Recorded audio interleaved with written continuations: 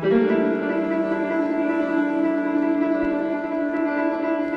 am David James Thornberry, James's dad. So I'm Teresa, aka Mom of James. March 8th, 2000. It was a Wednesday. 11:16 in the morning.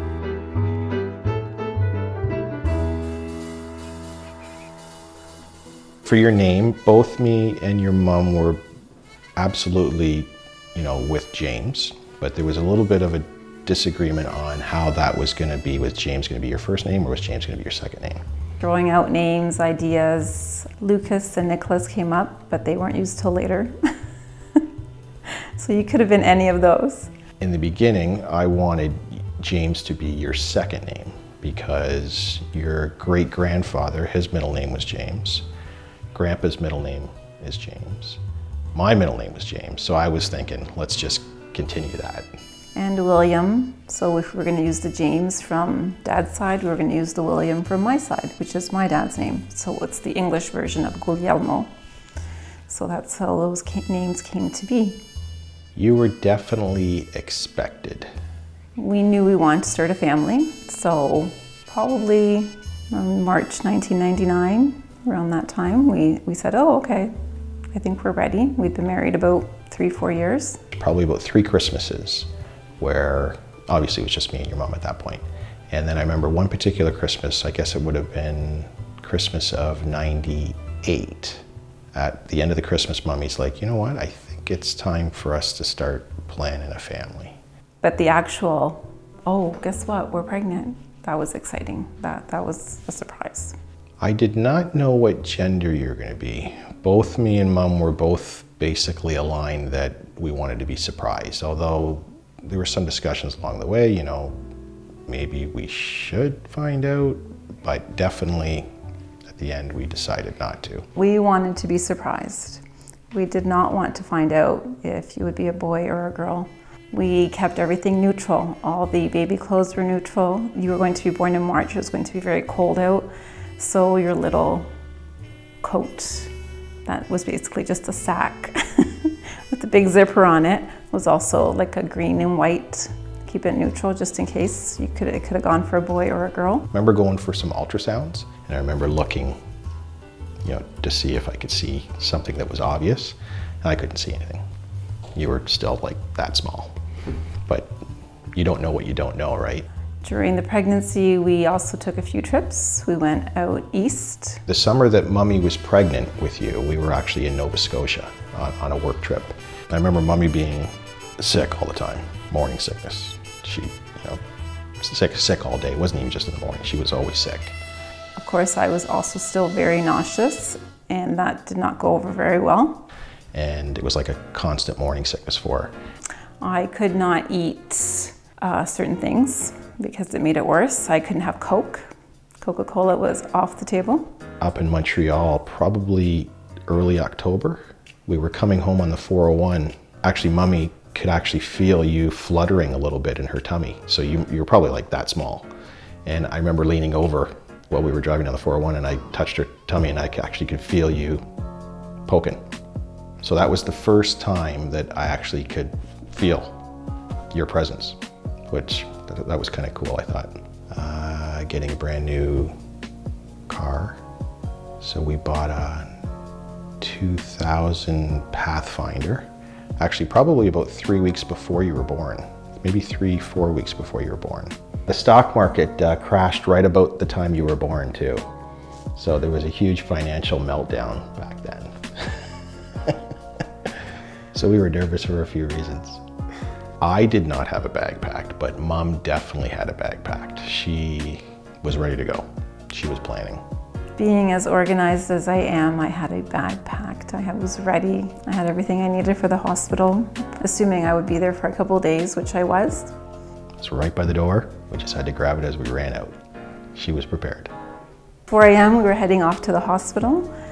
Yeah, then we sprung up and started heading down to the hospital. We drove down in the Pathfinder. So I had the video camera rolling, which is like a complete crime in today's world, right? You can't pick up your cell phone without getting, you're breaking the law, right? I actually had the video camera rolling and driving at the same time. So there's some footage that you can find that shows that. Around 9, things started getting more intense, and then you were born at 11:16 a.m. During the pregnancy, because I have the thalassemia, the low iron, I used to go for blood work every month just to check that everything was okay. On the day of, when we were at the hospital, they could see on the ultrasound that there was the cord wrapped around your neck. So they had to do some maneuvering to fix that. So that was a concern. But the nurse and doctors were, right on top of it. They knew exactly what to do. And I had no complications. I was fine. Good to hear.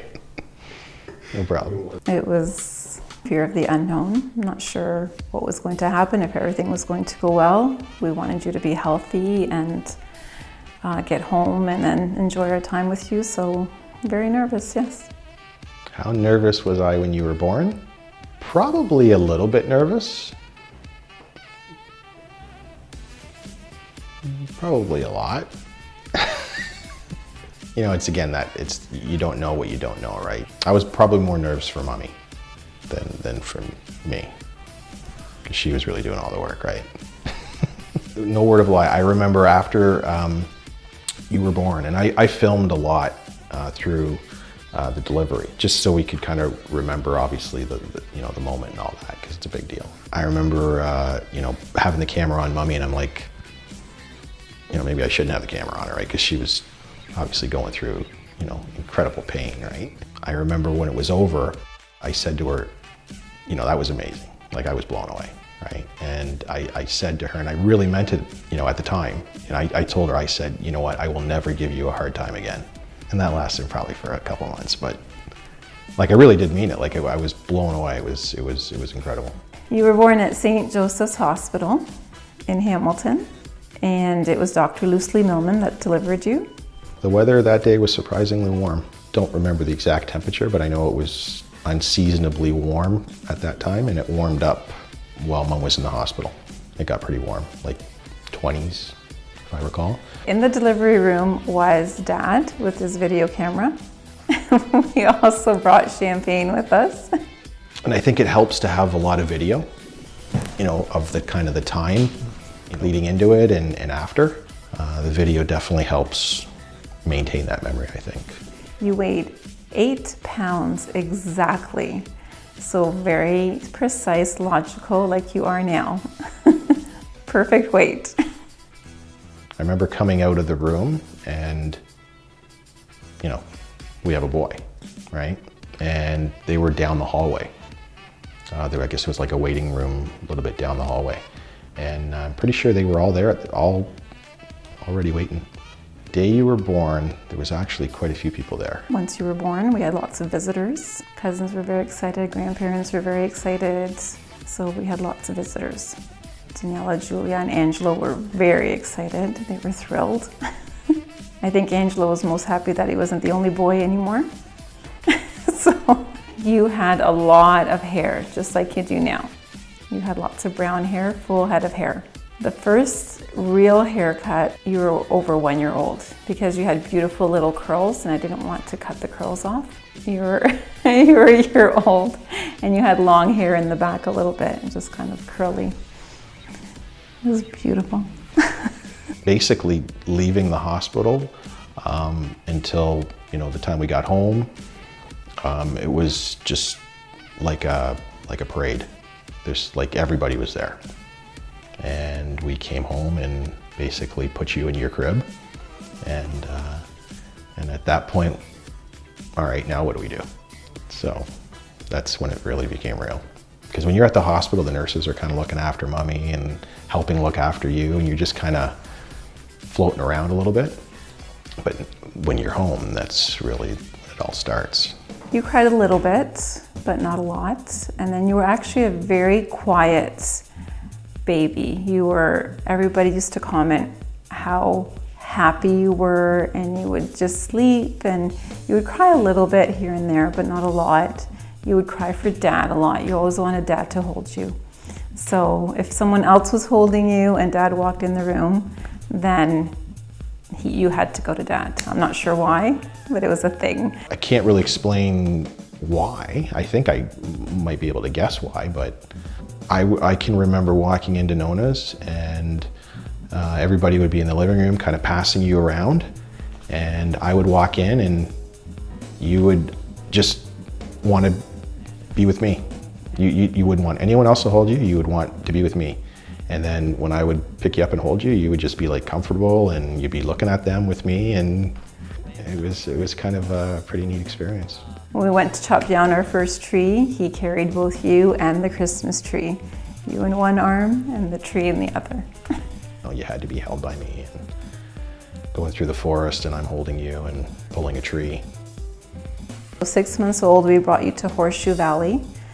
Dad got a free weekend at Horseshoe Valley through work, so we took you along and we sat you in front of the TV, and Don Cherry was on, Coach's Corner, and Dad was just so thrilled that you were glued to the TV watching Coach's Corner, because everybody had to be quiet and watch, and of course you were doing exactly what he wanted you to do. I was brainwashed into being a Toronto Maple Leaf fan, so it only felt natural for me to instill that into you, Nicholas, and James.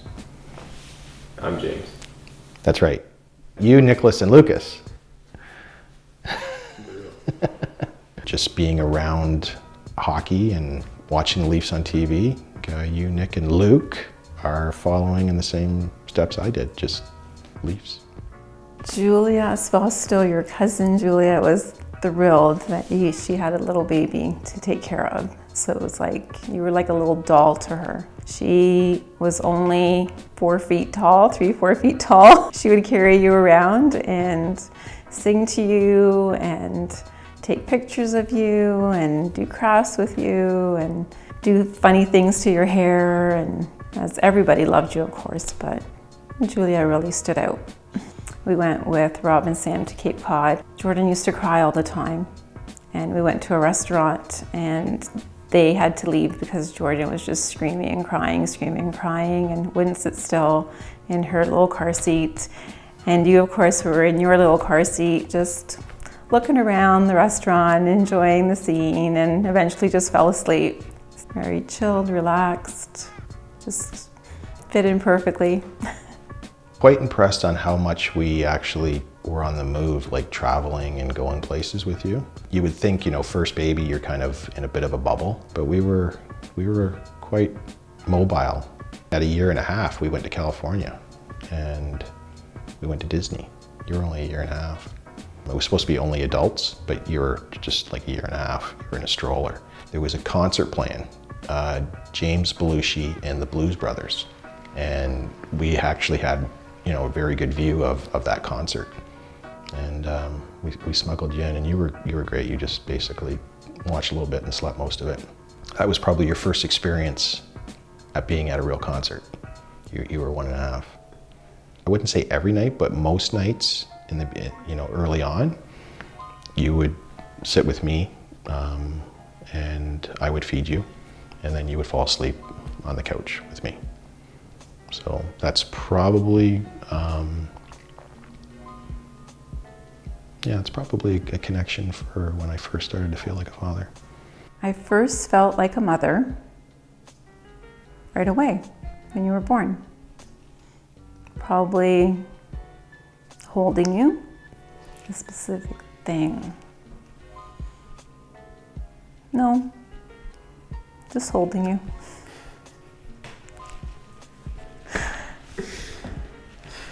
Okay, now I need a break.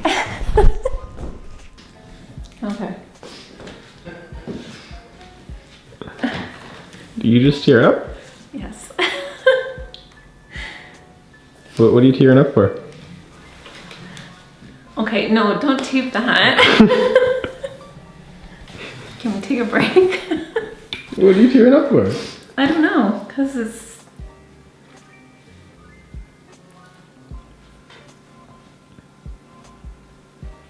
We need a break. Because it's so long ago. Any regrets? None. None. No regrets for anything.